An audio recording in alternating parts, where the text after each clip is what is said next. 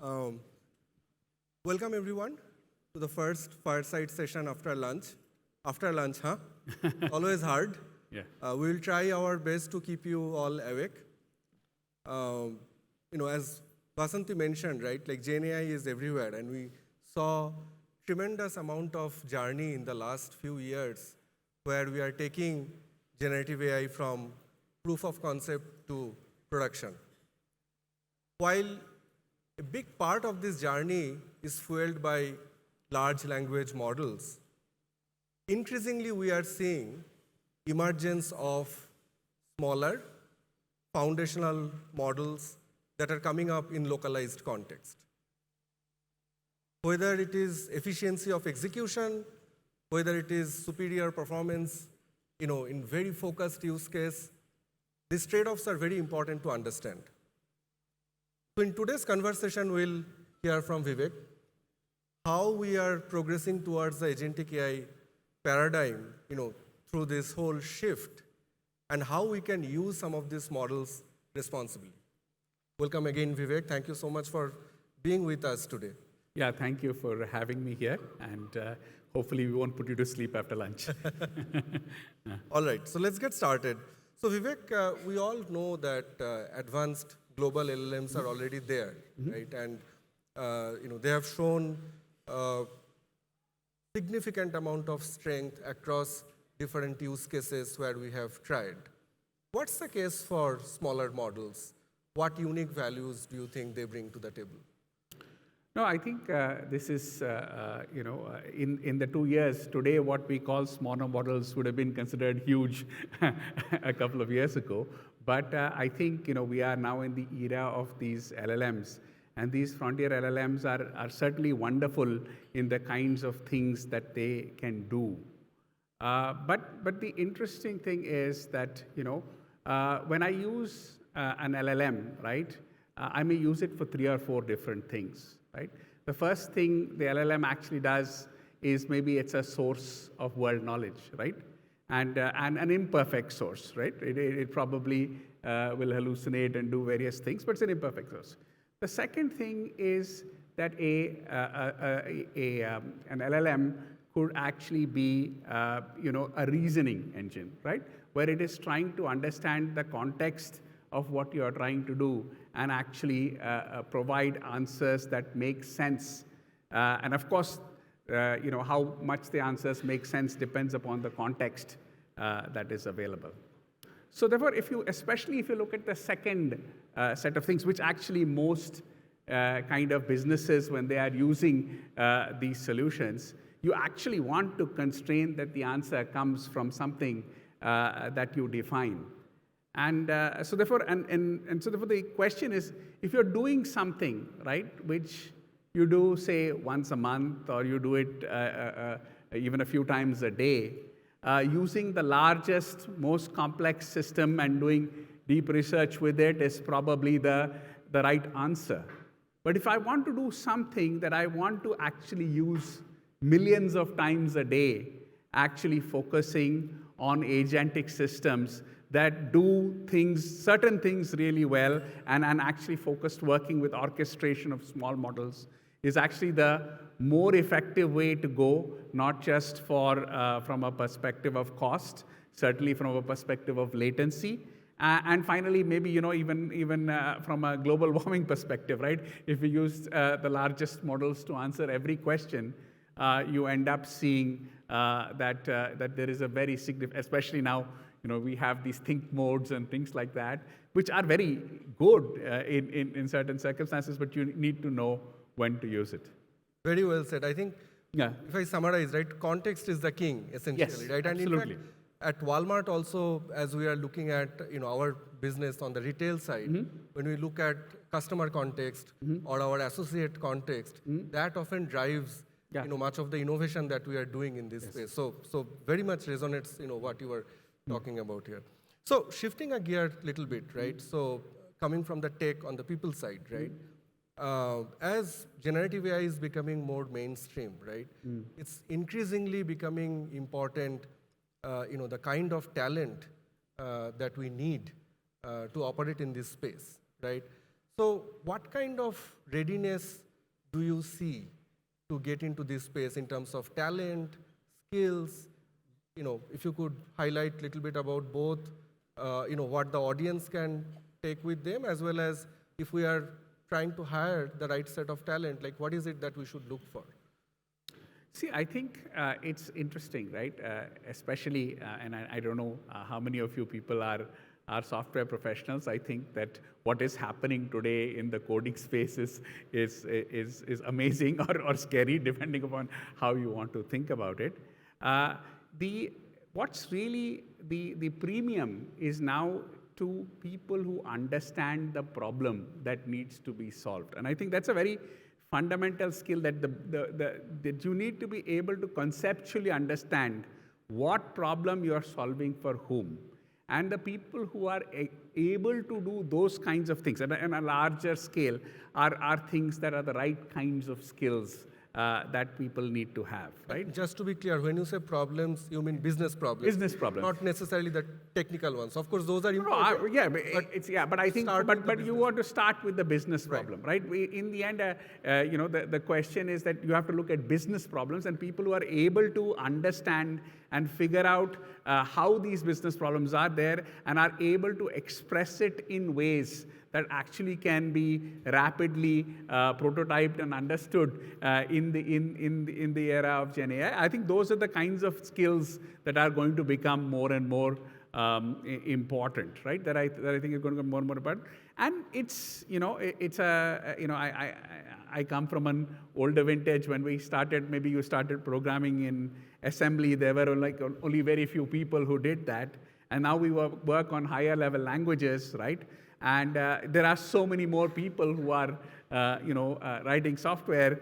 Now, in this new era, will everybody, right? And I hate to say it, people use the word when English is the programming language. Hopefully, it's not just English. It's Kannada and it's Hindi. But I think when that happens, the number of people who can actually create something is much more because they understand the business context of which they are trying to solve. So therefore, we may see a very different set of skills and a very large, and there may actually be an expansion of people, right? I mean, I think the fact that if you can imagine what an application is today, you can build it, right? That's literally we are in that era, right? There are variations of based on the situation. There are variations, levels of complexity you want to go to, but pretty much. And now, if that becomes widely available, then people can solve their own problems, and then this becomes something which becomes a fundamental skill that all humans may want to use. Yeah, that's, I think, very deep what you mentioned, right? Yeah. Because the pace at which some of these technologies are also evolving. In these days, if one just studies, technology A versus technology B, it's very hard to keep pace with. Many of the stuff that we use today, probably they were not in the textbook, not probably, I'm quite certain.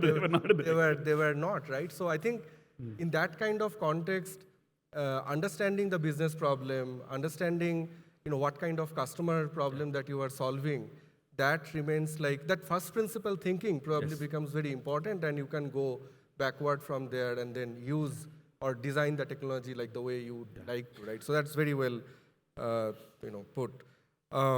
Shifting gear again from generative AI to agentic AI, there is a lot that's going on the agentic AI. We also heard from some of the earlier speakers today at Converge. How do you see agentic AI systems are playing out in the future, right? Obviously, we at Walmart, we are absolutely excited about the potential of agentic AI and how it can unlock a lot of opportunities for our customers, members, suppliers, sellers, associates, all across. We are all in agentic AI, but not just in retail, beyond retail also, from your lens, from Sarvam's lens, what kind of transformation you are seeing, let's say in healthcare or in education or in other areas? No, I think we are at the very beginning of this journey. And I think one of the motivations for me to start Sarvam was actually the fact that, I took inspiration from UPI, right? in UPI, for the first time, something was easier in our country than it is in the other parts of the world, right? That's an amazing thing. That is not. I mean, that was not the normal thing that things would be easier. But if you look at it, most other things in our country are still hard. Anything you want to do is hard. It's not easy. And I think you see the light at the end of the tunnel, that if you can actually leverage generative AI and agentic AI in the right way, we can actually get places where everybody would be able to access all services, in their own language without and somebody who actually understands them, right? In the end, that if there is somebody who could, and that is, when you look at it, I think most of us come from a certain strata of society, but I think that there are so many people that actually nobody understands, and nobody understands what they want, and nobody understands how those things can be fulfilled. And I think there is an opportunity with this technology. I'm always a techno-optimist, so therefore others may have different views, but I think that there is an opportunity that everybody will be actually able to do whatever they need to do, right? Whatever service that might be there. It may be a government service, it may be something which is offered by an enterprise, but they will be able to interact, and their context will be known, and they will provide answers that actually make sense to them. In fact, AI can and get things done for them. Drive that inclusivity. Absolutely. And I think that especially, and when we are looking at it from a Sarvam perspective, we say that this thing can't be limited to those people who speak in English or who are digital natives. It needs to be available for everyone, and they can all get included, and they can actually solve real problems. And we can see a scenario where things can get done. And I think at the other level also, there is the thing, right? How can every child get a high-quality education? I think before these technologies were there, that was something that was probably something that we could only dream about. But I think that now we are still, there's a lot of, I think we are a few years away, but I think we could see that cost will certainly not be the reason why somebody can't get access to a high-quality education, right? There may be other things that may prevent it, but cost should not be. Similarly, I think even in the case of healthcare, I think some of these things that this technology will fundamentally change, I hope, in our country. Very nicely said. I think, so essentially you are saying that regardless of the domain, Yes. if we bring in the inclusivity lens, there are certain common aspects that come out, right? Yes. Like be it healthcare, be it education, understanding that specific vertical and having that inclusivity lens across different customer cohorts Yes. that we are trying to solve for, that is going to be very important while we are designing Yes. some of these systems. I think with that, we are coming to an end for this quick fireside panel conversation. So I'll try to summarize some of the learnings, Vivek, that you shared, right? So I think as we are heading into the generative AI paradigm, small models are here to stay. Efficiency, performance, they are going to be very important. And the context of the customer is really the key here, yes. right? So, at Walmart also, as I was mentioning, understanding different modes how we are interacting with the customer, right? Like whether we are interacting with them on our site or in the store, how do we actually understand the needs of the customer? Sometimes the latent needs of the customer, Yes. that can often drive some of these technical requirements. Like, do you need a large one? Do you need a smaller model? How do you make more efficient usage of some of these models and so on? Then the second part that you said, in this ever-changing landscape, I think what's going to be constant is really curiosity and understanding the problem area and the business context, because that is something that will remain fundamental in nature. Yes. No matter what model comes out, probably will not get a ready-made answer thrown out of that model. So that's going to be another important part. And then the third aspect that you said, I think the lens of inclusivity, right? Bringing everyone together with you as you are designing this system. that's going to be very important. I think these are the three Yeah, key points I if I think might that summarize. I think that we think that this technology is powerful enough that access to intelligence almost should become a fundamental right, right? I mean, I think that that's something that we have to think about when we are thinking about these kinds of things. That how can this, because as we see, there is things like digital divide. There are those people who have access to it and those who don't. And I think if you're not taking the proactive steps to make sure that this powerful tool becomes available as widely as possible, that's something important for us to do as a country. Thank you, Vivek, again. Thanks, everyone, for joining us.